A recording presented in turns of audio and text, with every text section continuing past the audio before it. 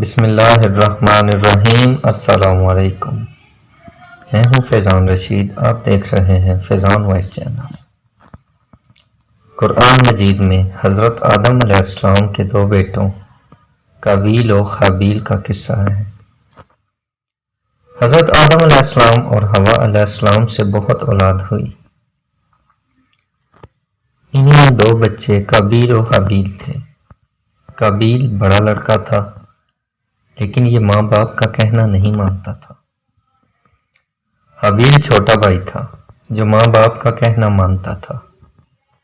اکلیمہ ایک لڑکی تھی جس سے قابیل شادی کرنا چاہتا تھا، مگر حضرت آدم علیہ السلام اور حوا علیہ السلام اس کی شادی اپنے چھوٹے بیٹے ہابیل سے کرنا چاہتے تھے، جو نیک اور شریف تھا۔ اس لیے قابیل اپنے ماں باپ اور بھائی کا دشمن ہو گیا۔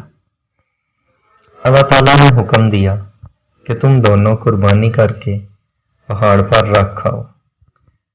جس کی قربانی قبول ہو گئی اس سے اکلیمہ کی شادی کی جائے گی۔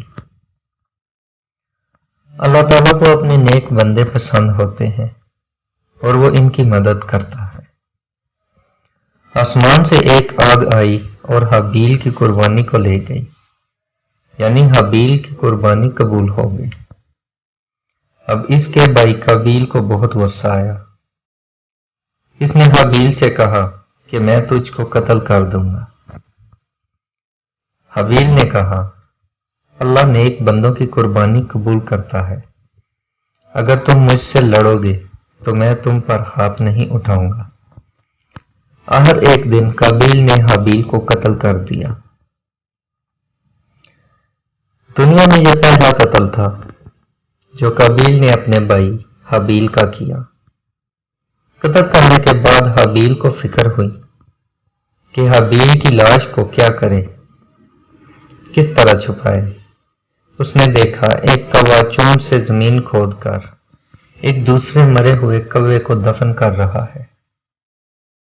تب اس نے بھی اپنے بھائی ہابیل کو زمین کھود کر دفن کر دیا اور خود جا کر آگ کی پوجا کرنے لگا۔